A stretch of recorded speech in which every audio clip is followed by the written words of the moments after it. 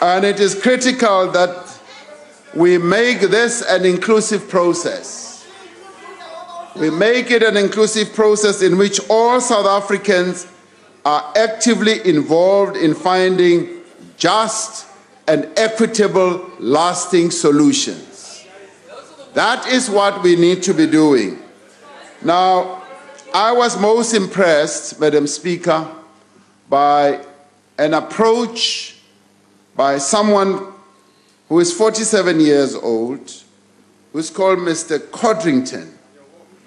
He has advised white South Africans against feelings of panic about these developments, pointing out that a careful reading of the motion that was passed here on the 27th of February, amongst many other things, acknowledges that the African majority was only confined to 13% of the land, while whites owned 87% of the land.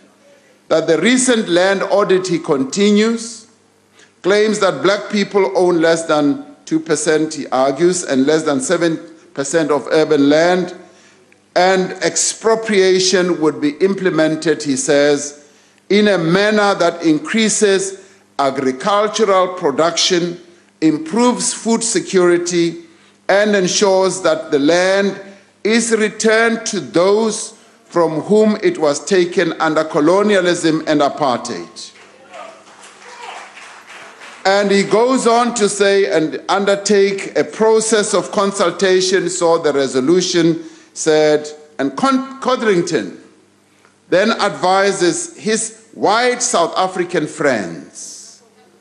I repeat, Codrington then advises his white South African friends that this would not be the first time the South African government has taken land without paying for it.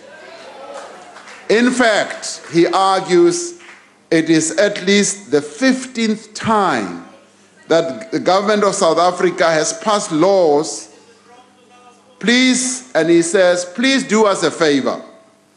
If your ancestors did not comment about the previous 15 times the government took land, and I am guessing that, like mine, they did not, then right now would be a good time to be quiet and for a bit to listen. And he says, not forever, just for a bit. Do listen for a bit, and then calmly contribute to the conversation over the next few weeks and months in an attempt to find a solution that helps everyone. And he then goes on to list all the laws.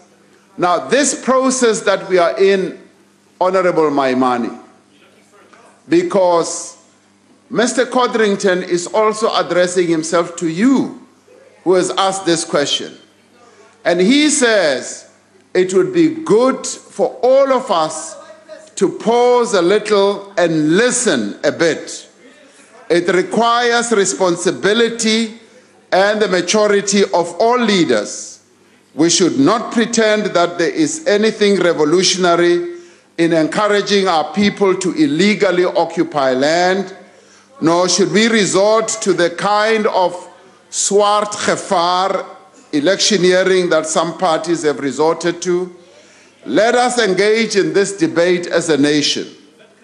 I invite all those who are angry, all those who are anxious, all those who are uncertain, and some who are excited, and those who are inspired to be part of a finding of a solution on this issue.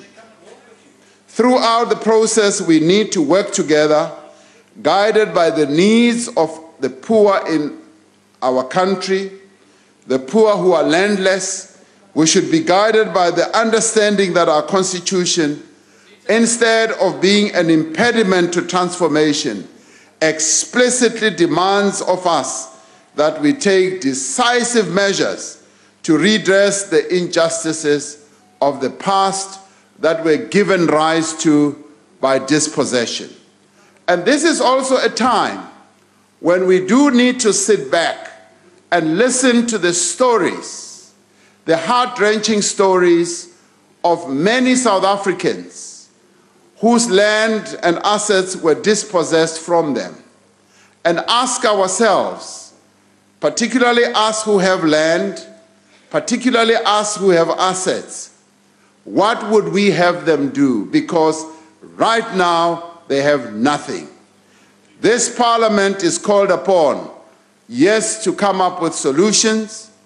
As we speak now, this Parliament has an opportunity to deal with this matter through the resolution that we have passed, by establishing the Constitutional Review Committee and also having dialogue or consultations throughout the country.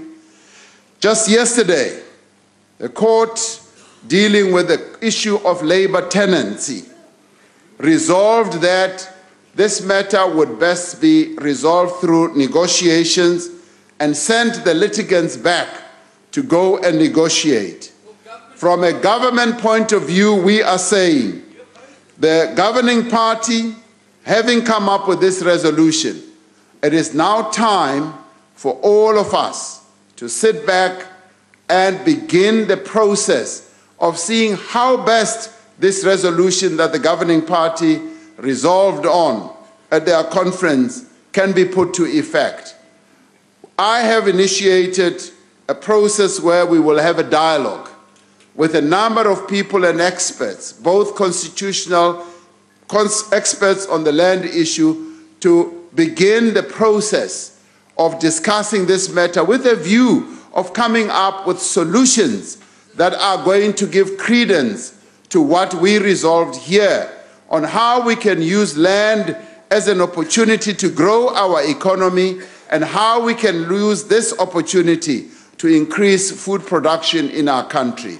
So I invite all South Africans, rather than be scared, hide your head in the sand, run away, scream and say there's a swart gevaar coming, land is going to be taken, and title deeds are in danger. I say, come to the party, let us discuss this matter and find solutions. This is the time for everyone to stop pontificating and come forward with solutions. Thank you very much.